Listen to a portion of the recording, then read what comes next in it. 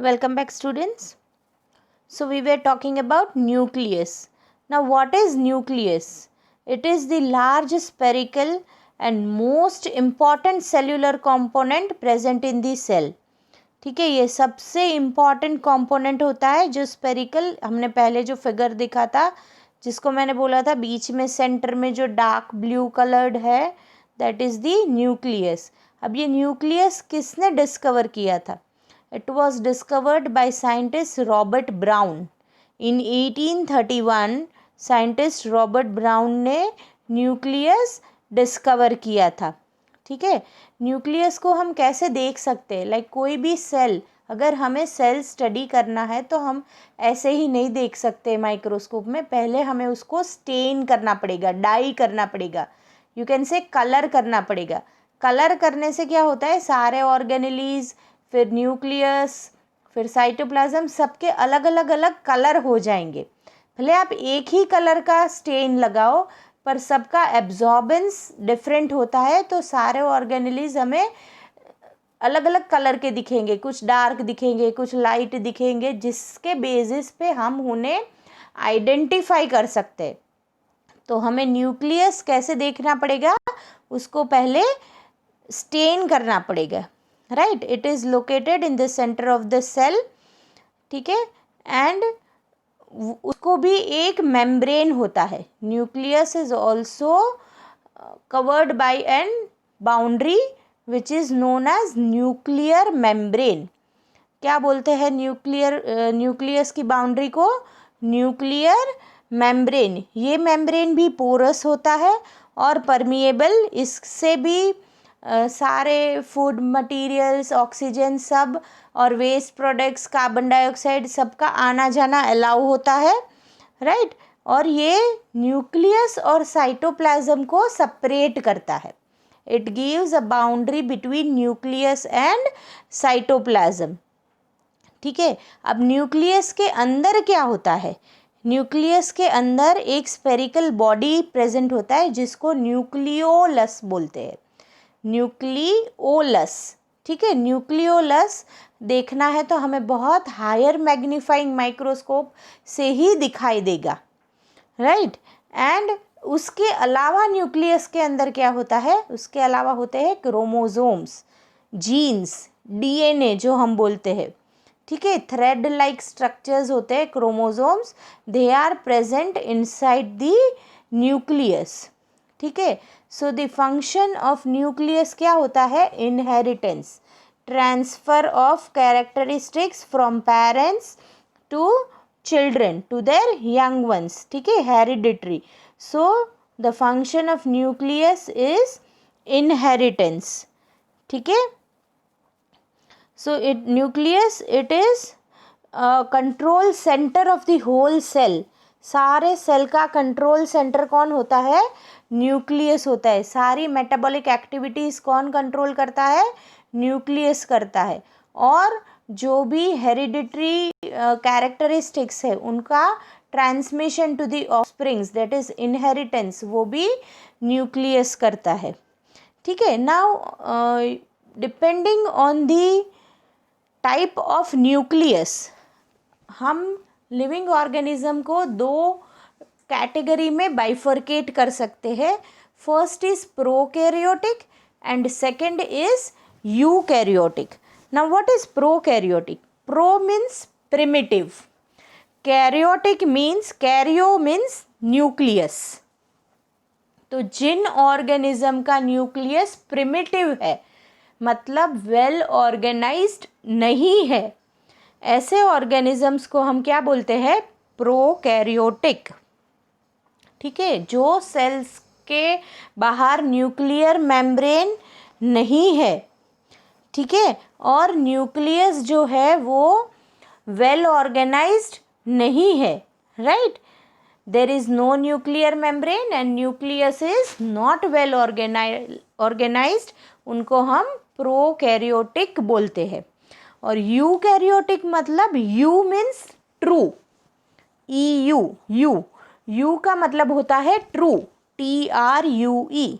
ठीक है, और कैरियन मीन्स न्यूक्लियस, जिनका न्यूक्लियस वेल ऑर्गेनाइज्ड है, ट्रू फॉर्म में है, जिनके पास न्यूक्लियर मेम्ब्रेन भी है, ऐसे ऑर्गेनिजम्स को क्या बोलते हैं? यूकैरियोट्स। ठीक है, उन सेल्स को क्या बोलते हैं? Eukaryotic cells. ठीक है, अब प्रोकैरियोटिक के एग्जाम्पल्स क्या है? बैक्टीरिया, ब्लू ग्रीन आल्गे, राइट, इन सब के पास प्रोकैरियोटिक सेल्स होते हैं। और ह्यूमन बीइंग्स है, राइट, एनिमल्स है, इन सब के सेल्स कैसे होते हैं? यूकैरियोटिक। ठीक है, so based on the type of nucleus हम लिविंग ऑर्गेनिजम्स को 2 टाइप में कैटेगराइज्ड कर सकते हैं। ठीक है, so this was about nucleus. अब हम पढ़ेंगे प्लास्टिड्स के बारे में। Right, now what is a plastid? Plastid क्या होता है? It is a coloured body present inside the cytoplasm. Cytoplasm के अंदर कुछ कलर्ड बॉडीज प्रेजेंट होते हैं जो उन प्लांट्स को कलर प्रोवाइड करते हैं, उनको क्या बोलते हैं? प्लास्टिड्स। प्लास्टिड्स जो है वो सिर्फ प्लांट्स में ही प्रेजेंट होते, they are present only in plants. ठीक है, so plastids they are of 3 types. First is chloroplast. Chloroplast मतलब they are green coloured plastid, जो क्लोरोफिल कंटेन करता है। जो प्लास्टिड क्लोरोफिल पिगमेंट कंटेन करता है उसको क्या बोलते हैं? Chloroplast. They provide green colour to the leaves of the plants, और जो फोटोसिंथेसिस में ज़रूरी होता है। ठीक है, then second type of plastid, it is chromoplast. Chromoplast मतलब ऐसे प्लास्टिड जिनके पास अलग अलग कलर है, एक्सेप्ट ग्रीन। ग्रीन नहीं है, बाकी डिफरेंट कलर्स प्रेजेंट है, दे आर कॉल्ड क्रोमोप्लास्ट। अब ये कहाँ पे होंगे? Fruits and flowers. फ्रूट्स और फ्लावर्स के पास जो डिफरेंट कलर्स है, that is because of presence of chromoplast, right? So they give different colors to the flowers and fruits. And the third type of plastid, it is leucoplast. Leucoplast क्या काम करता है? It is colorless and it stores food. जो plant food बनाता है वो कहाँ पे स्टोर होता है? ल्यूकोप्लास्ट में। ठीक है, so this was the another part of the cell which is plastid, right? Now the next part which we are going to study is a vacuole. Vacuole क्या होता है? एक बैग लाइक स्ट्रक्चर होता है। It is also present in cytoplasm. ठीक है, it is made up of minerals and sugar. अब plant cell में वैक्यूल्स बहुत बड़े होते हैं और एनिमल सेल में बहुत छोटे होते हैं। Now see, you can see this figure. Figure A is a plant cell and figure B it is an animal cell. अब देखो बी में कितना छोटा, येलो वाला जो है वो एनिमल सेल है, वैक्यूल कितना छोटा है, और प्लांट सेल में आप देखो कितना बड़ा वैक्यूल है। ठीक है, so it is a bag like structure जिसके अंदर मिनरल्स और शुगर प्रेजेंट होता है, right? And its size vary from animal to animal, right? और एनिमल में तो ऐसा भी होता है, हर एक सेल के अंदर वैक्यूल ना भी हो, कोई कोई सेल में वैक्यूल एब्सेंट भी होता है, right? But it is present in plant cell. ठीक है, it is required for storage of food. ठीक है, now we have to compare plant cell and animal cell. This is the last topic of our video, comparison of plant and animal cell. हमने क्या पढ़ा इस पूरे chapter में वो हम कंपेयर करेंगे. This table 8.1 it shows comparison of plant and animal cell.